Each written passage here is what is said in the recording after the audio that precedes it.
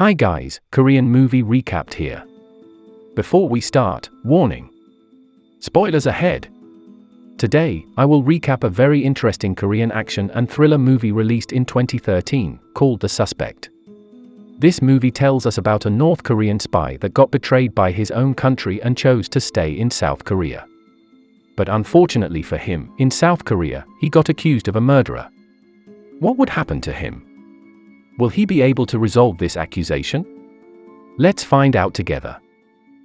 The movie started with a report about the increasing number of North Koreans defecting to South Korea.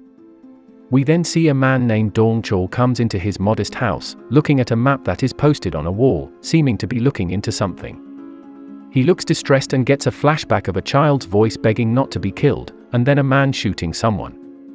The next morning, we see a reporter woman, Kyung-hee. She wants to investigate Dong-chol, as she is in a team that is making a documentary about the defectors. She tries to convince Dong-chol, saying that people will donate to him once they debut the documentary, but he just ignores her. That night, Dong-chol is working as a driver, being treated poorly by his customer as Kyung-hee stalks Dong-chol and records him. Then, Dong-chol is invited to a Korean bar by someone who wants to meet him there. It turns out that he is Gun-ho, the president of the Heju group. Dong-chol was working for him, but he applied for resignation. However, Gun-ho hasn't accepted his resignation and wants Dong-chol to work for him again, but he refuses. After their conversation, Dong-chol drives Gun-ho back home after they are done. On the way, they reminisce about the buckwheat in the north. It turns out that Gun-ho is also from the same town as Dong-chol in the north. Heju Group's executive director, Song, gives Dong-chol his severance pay, as well as a parting gift from the president. It's a piece of paper with the information of the man Dong-chol has been looking for. As Dong-chol gets out of the president's house, he feels that something is wrong.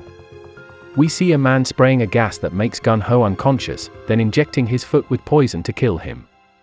Dong-chol arrives right afterwards and fights with the mysterious man, eventually killing him while Gun-ho is still dying. Dong-chol approaches the president, who gives him his glasses and tells him to bury them. We see a group of people surveilling the assassination from a remote location. The leader is Agent Suk-ho from the NIS, a South Korean intelligence agency. A group of people come in, claiming to be the police and asking Dong-chol to give the glasses to them. Dong-chol refuses, sensing that they are part of the group who killed Gun-ho, and a gunfight happens. Dong-chol jumps off the window to escape. We then see the housekeepers being shot to death, while eventually President Gun-ho is also shot again by Suk-ho. He calls his office to talk with the Defense Security Command. At a military teen training boot camp led by a general named Min Se-hoon, or most people call him Chief Min, another high-ranking officer approaches him and tells him about a new mission. At first, Chief Min looks uninterested, but not after hearing that the target is Dong-chol. Next scene, we see Dong-chol inspecting the president's glasses. The NIS is investigating the crime scene as if they know nothing of it. There, we see Agent Suk-ho talking to director Song, who is confused about the situation. Song then gets a call from Dong-chol, telling him that it's an assassination. Song keeps asking him where he is, and Agent Suk-ho tries to tap into his location, but Dong-chol already realizes this and immediately hangs up. We see suspicious men lurking around Dong-chol's house. Dong-chol watches them from afar as he is already on his way to leave.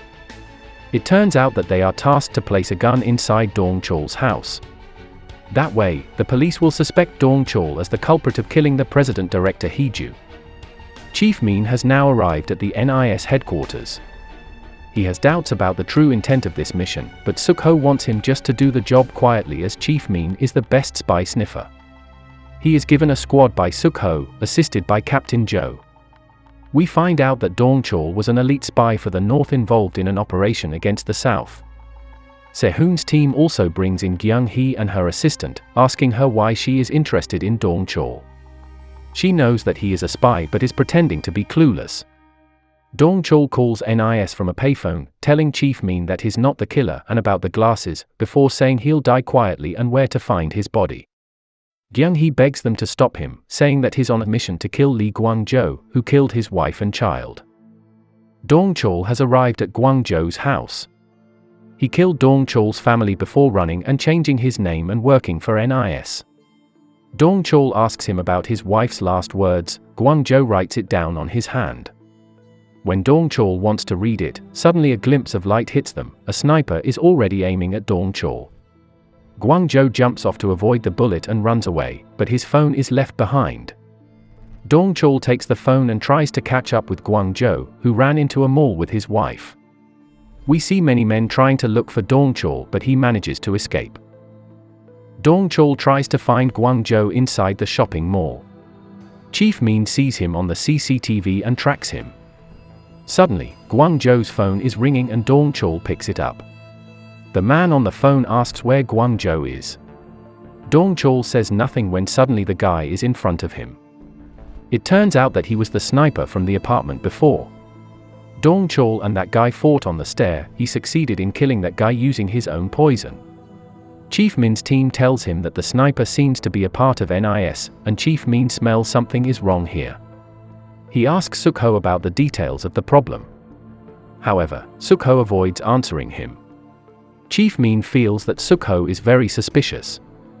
He is now taking himself into the case and investigating alone. Chief Min checks on Dong Chol's background. We learn that Dong Chol's wife was accused and executed as a defector against the Korean government in China. Dong Chol is also acknowledged as a traitor, so the government punishes him. However, Dong Chol escapes and rushes to his family. Yet he is too late. The house had already burnt down to the ground, and his family are already dead. This incident is what Gyang Hee was investigating. At the other place, Gyang Hee is busy finding Dong Chol's files and trying to reveal the corrupted government. Dong Chol calls her and wants to meet up with her. However, the police have already tracked her movement. A few agents stalk her into the meeting location. Dong Chol and Gyang Hee realize that she has been followed. They both try to decoy the police and escape. Chief Min is also in the location. He tries his best to capture them both, however Dong Chol and Gyang Hee escape. They both go to Gyang Hee's house and try to find out about the glasses that President Park left. It turns out that there is a chemical formula imprinted on the glasses. The formula is the result of the Heeju group's research. Chief Min is called by the NIS chief and is threatened if he jeopardizes the mission. He meets with an informant given to him by his team, who tells him all about the real assassination of President Park. The next morning, the NIS acquired Dong Chol's whereabouts. We see Guangzhou and another agent entering Gyang Hee's house and taking the formula before almost shooting her. Suddenly, Dong Chol jumps into Guangzhou. They both fight a very hard battle. Dong Chol beats him up, and Guangzhou is impaled by an iron bar on the wall. It causes him to die slowly. When Dong Chol wants to kill him, Guangzhou tells him why he is working with NIS now. It turns out that Dong Chol's child is still alive. He was sold to China by Sukho. He also reveals that Sukho initiated the killing of President Heeju and Dong Chol's wife. For all this time, Guangzhou was forced to shut up Sukho as his family would be in danger if he didn't do what Sukho said. Guangzhou is dead now. The NIS agents approach and surround Dong Chol. He has no choice but to leave Gyang Hee behind to save himself. Dong Chol runs away while Chief Min takes Gyang Hee to a safe place. It turns out that she was recording the formula on the glasses before NIS took it. Dong Chol manages to fetch a car to escape the place. Chief Min's team has already hacked into Sukho's computer. He calls Chief Min, explaining that Sukho lately has contacted a weapons dealer in the Middle East. It looks like that is why Sukho wants to get the formula. He wants to sell it to them. Sukho, holding the formula in his hand, is negotiating with the buyer. The negotiation does not go well. When they check on it, it turns out that the formula is only a formula for a high-quality plant seed. Kim Sukho feels irritated and gets angry. He wants to reveal to the media about Dong Chol as the culprit of President Heeju's death. Dong Chol comes into the crowd and shoots his gun in the sky. He warns the others to get out of the place while aiming his gun at Sukho. Then, Dong Chol forces him to speak up about his son's whereabouts. However, the NIS has already come in to save Sukho. So, Dong Chol has no choice but to deal with them first. While Suk-ho tries to run away with his wounded leg, Chief Min shows up. Since he knows that Chief Min knows the truth, Suk-ho takes his gun and points it at Chief Min. At the outside of the building, Gyung-hee has acquired a lot of evidence of Suk-ho's corrupted act. She spreads it out throughout the media. Suk-ho sees this and points his gun at Chief Min's head. It turns out that there is no bullet in his gun, so Chief Min hits him hard and takes the gun away. Suk-ho takes out a bullet which was the one he used to kill President Gun-ho. He isn't afraid of Chief Min because the only evidence will be gone forever if he uses the bullet. Suddenly, Dong-chol appears and chokes Suk-ho, asking his son's whereabouts. When Suk-ho is almost out of breath, he pushes a button which makes the window blinds open. The snipers aim at Dong-chol now. He has no choice but to back off from him. Chief Min gives his gun and the bullet to Dong-chol, he then shoots Suk-ho dead. Chief Min puts handcuffs on Dong-chol and gets out of the building. At the end of the movie, Chief Min gives him a note. It is the location of Dong-chol's son. He then stops by a minimarket to buy a cigarette, signaling him to run away. When he is back, Dong-chol has gone. Chief Min remembers that Dong-chol didn't kill him in Hong Kong because Dong-chol saw a picture of his family, so Chief Min wants to repay the debt. What do you think about this movie? Feel free to leave your opinion in the comment section. And that's boy how the movie end. Make sure to subscribe and turn on notifications. Thanks for watching, and see you next time.